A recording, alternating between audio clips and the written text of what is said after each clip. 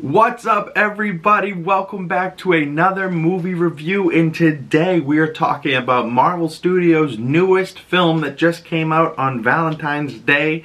I watched the Thursday night showing, and today is Valentine's Day, so happy Valentine's Day to all the beautiful ladies out there. I hope you got flowers and your boyfriends are treating you right, or your husbands, and I hope they're taking you to go see Captain America: Brave New World, because ironically, there was some hate coming into this movie, and many of people were it was already getting review bombed, and they hadn't seen the movie. And you know they didn't see the movie because they only invite certain people to these premieres, and there's only so many seats in the theater, and there's people like over in, you know, Taiwan or something like, oh, this movie's ass, it's terrible, my Captain America's not a black Captain America. And it's like, poor Anthony Mackie is dealing with literal racism and bigotry and stupid shit that, you know, shouldn't be around in 2025, but it is, and people are even louder than before because they all have a voice, because the internet's a friggin' thing. But if you've clicked on this video, I hope you understand that this is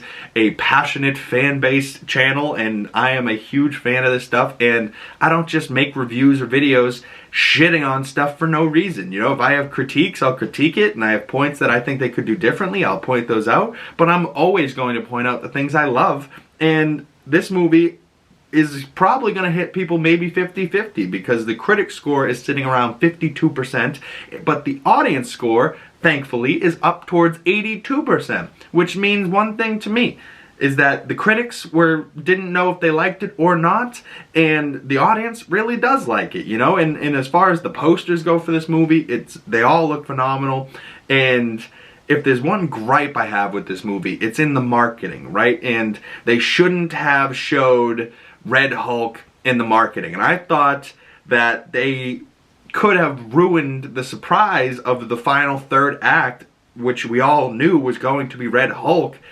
But you know, and I will be talking spoilers in this. I'm trying to keep it vague at the start of this for people that haven't seen the movie, that are wondering if they should go check it out. Overall, I gave it about a 4 out of 5 stars, about an 8 out of 10.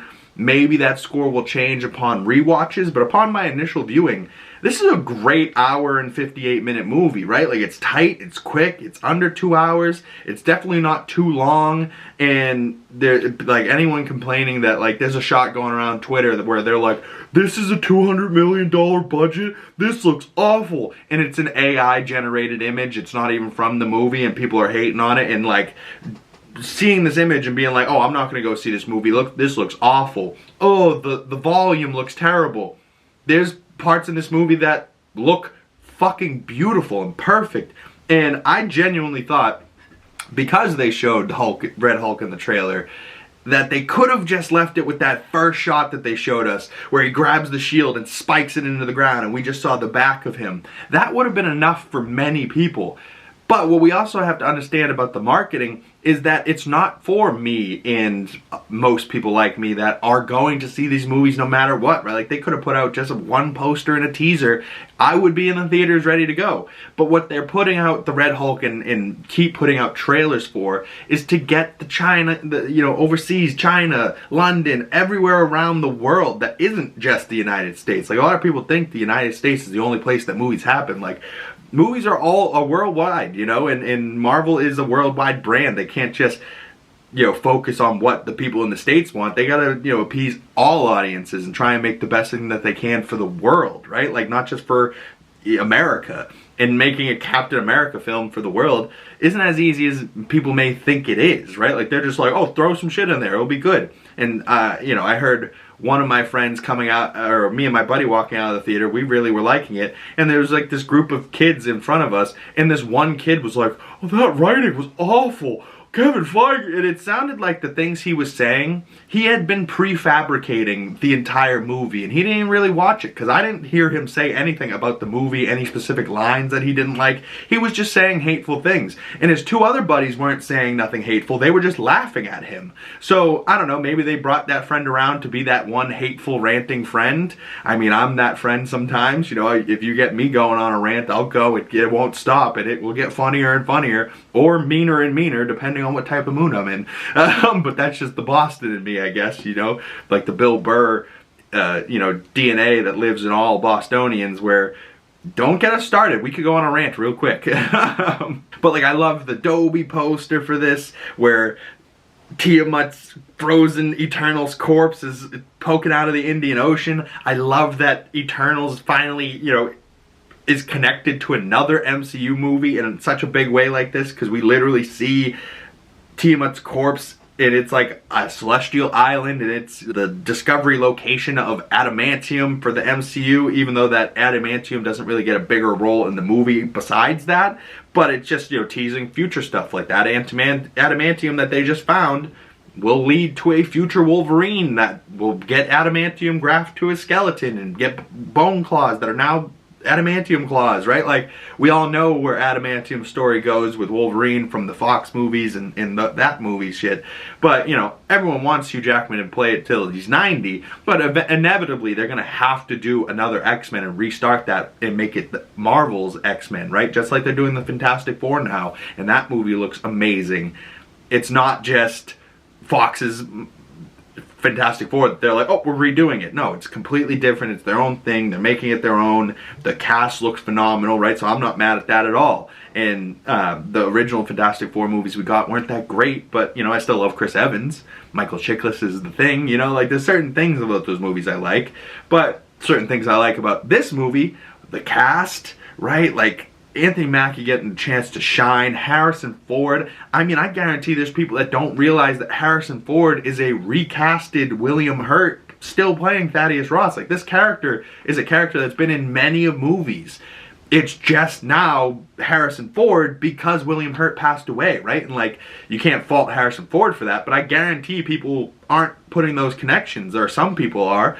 Some people like me obviously get it, no problem, but it's still hard to see not Harrison Ford. And honestly, this is the most perfect recasting ever, because he comes in and makes it his own role and really, you know, but brings like a William Hurt-esque to it, but still makes it his own, you know, like doesn't shit all over what William Hurt built and change it entirely, but, you know, it has all those elements of the character, but then makes it Harrison frickin' Ford, and then Harrison Ford becomes fucking Red Hulk. Like, that's awesome. Sidewinder, Giancarlo Esposito being in this movie, and then being a character that will be able to go on in the future because he doesn't die in this film. Red Hulk doesn't die. The leader doesn't die, right? Like, let's talk about the leader for a second. If anything, I don't necessarily love how they made him look, because it's like he's got this lumpy green head, and we're getting into spoiler territory here, and if you clicked on this video and you're like, oh, he's spoiling it, fuck you. You click on this video if you watched the movie and you want to hear more about it from somebody that watched it. But the leader, Tim Blake Nelson, Samuel Stearns from the 2008 Hulk. Honestly, this is like, I heard people saying that this is the best episode of Falcon Winter Soldier. That could be a thing. This is a sequel to the 2008 Hulk. That could also be a thing. But like, I'm not mad at either of those. I think this is a good 2-hour movie. I think that once this is like years from now and it's on TV, this will be the type of movie that people like put on and just like find themselves getting dragged into, because they're, you know, as it's going and you're trying to figure out what's going on, I'm still not sure how this movie will hit on a rewatch, if I'll like it, if I'll still be as interested and connected to it. But as somebody that hadn't seen it and wasn't spoiled beforehand and like was trying to figure everything out, it kept me engaged for the entire 2 hours. I didn't have to run out to go to the bathroom, right? Like, I was here and ready for this movie, and it didn't disappoint me in any way. You know, it just... There's some things, sure, I would have done differently. I would have made the leader bigger and made Sidewinder's character bigger. But, you know, there's the one part where Sam's driving in his truck, and then all of a sudden Sidewinder starts lighting him up in it with a AK. And I genuinely jumped in the theater. But Langone's next to me, dying laughing. He's like, what are you jumping for? I was like, I don't know, man. That fucking felt like 3D. There's the one part where Red Hulk, like, grabs Sam's shield and, like, pokes his face over it. And that made me jump, too. I was like, whoa! Like, Red Hulk genuinely is scary. And from the teaser trailer and from the footage that I had saw that leaked from San Diego Comic-Con, I really wasn't sure if the Red Hulk from the trailer was going to ruin the entire third act for me. I was genuinely nervous. And then once I physically saw Harrison Ford Hulk out and become angry Red Hulk, and he's like, roar, roar. And he starts like, you know, he starts getting bigger, and then he gets bigger, and then he gets bigger, and then they start shooting, and then he gets bigger, and you're like, oh my god, I didn't realize how much I missed angry Hulk. And then he's like angry, and he turns around, and for a moment, like, the Hulk stops being angry, and the Hulk, you could tell it's Harrison Ford's eyes on the inside of that brain, sees the reflection, and it's no longer himself, and he sees a giant red Hulk staring back at him. If this was William Hurt, this would have been so emotional, you know what I mean? But like, even with Harrison Ford, it still was like, whoa, like, this is dark, this is crazy, like, I can't believe that the president is now a Red Hulk, and then destroys the White House, right? Like, they go through the White House, destroying shit, fucking shit up. I was like, this is insanity. It was also crazy that this was the first Marvel Studios in recent memory, in a long, long time, that didn't have the opening Marvel Studios like rolling, ba ba ba ba ba ba ba da da, right? Like that classic Marvel Studios banner title. They didn't have it. I think it was just black and white, and then they got right into the movie, right? Like, even the trailers, normally at 30 minutes, it was 25 minutes, and they got right into the movie. I was like, damn, dude, they're fucking really going for it here. But just to finish out the last couple things I want to talk about, the poster here I really like of Sam Wilson in his blue cap suit. The real 3D poster here looks good. I really like the blue suit with the wings and how it's like vibranium, and it's got like that you know, kinetic energy with stored up like Black Panther did, and when he punched the ground, like the wings kind of have that kinetic energy. And it's cool that, like, you know, Sam Wilson is Captain America, but he's not Super Soldier, right? He's not Bucky. He's not Steve Rogers. He's not John Walker. He's not Red Guardian. He does not have Super Soldier serum. He's just a normal guy that has tech, sure, but, you know, I mean, gotta give him something. The guy's got a shield and tech wings fighting a Red Hulk, and damn near gets really hurt, right? Like, this movie has some stakes. Like, Sam gets hurt, and he's gotta fight through the hurt. Joaquin Torres almost dies, right? Like, they say his heart stopped and they brought him back, but like, he could have died, and that gave it stakes, even though he lived, right? Like, it doesn't feel like, oh, that didn't even matter. He died, but he's alive. Everyone knew he was gonna live. No, for a second in that theater, when he's down, you're like, oh shit, did he just fucking die? Especially from the jokes that they're making the whole time. He goes, don't get hurt, and every time he goes, got it. Don't die, right? Like, and I know that will come back in future movies, but like, I love Cap and now his Falcon, and I love how different it is from Steve in Falcon, right? Like, I still miss Steve, but I'm like, Sam Wilson and Anthony Mackie really deserve the shield and prove to me that he is Captain America this movie, and he fucking fought his ass off for friggin' America. And just two more little posters here. I like this one, like a black silhouette version of him and Falcon. And then this last one here, just Sam Wilson, loud and proud on the front cover with the shield, with the jets. Oh god, how do I almost miss that part? There's like the jets flying sequence where they're over the Celestial Island and shit. That looked phenomenal, really did. And I was like, holy crap, like Top Gun-esque level of flight battle, right? And they pulled it off really, really well. And I hope people go and check this out for themselves, really. And now that I'm going to talk about real big spoilers at the end of this video here, I also want to talk about where this sits amongst the most recent of the Marvel movies, between No Way Home, Deadpool Wolverine, Guardians 3, Shang-Chi, Multiverse of Madness, Wakanda Forever, The Marvels, Quantumania, Thor Love and Thunder, Eternals, Black Widow. I mean, it's probably somewhere in the middle of those. I like all of these films, but I definitely like Captain America Brave New World more than Black Widow, more than Thor Love and Thunder, more than Quantumania, more than The Marvels. I like it more than the Eternals, but I love the fact that it makes Eternals a pivotal movie in the MCU, and that this Celestial Island is a thing from that movie. And if you didn't watch it, you're probably like, whoa, what's this thing, right? But Eternals is a badass movie, and I stand by that. But I do like Captain America Brave New World maybe slightly more than that. But it's probably tied with like the Multiverse of Madness. Maybe it gets a leg up from that, because I initially hated that movie, and it took a while for me to realize that that's a great Sam Raimi horror movie. Wakanda Forever is great. Shang-Chi was great. Deadpool Wolverine has all the laughs. Guardians of the Galaxy has all the heart. Spider-Man No Way Home is really just a well-done multiversal movie that really kicked off this multiverse saga and where we're heading. And even the post-credit scene of this movie has Sam Wilson which my biggest gripe the entire movie is in the post-credit scene. He's got a blazer, like a suit jacket, but he's got a red like pajama t-shirt on underneath, like Santa Claus's pajamas. And I was like, what? Right? Like, and I thought they could have done a better post-credit scene, maybe another post-credit scene as well.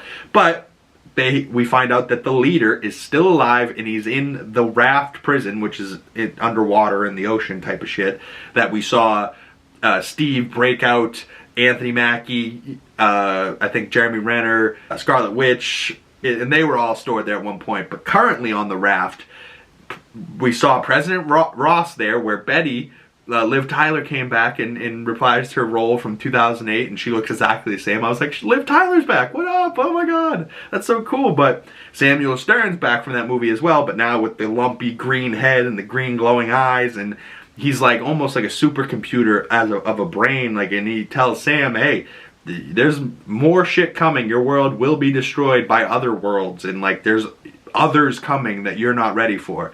And Sam's rebuilding the Avengers, right? Like, so very cool ending of this movie, and like where it could go and where it could be heading for like Avengers Doomsday.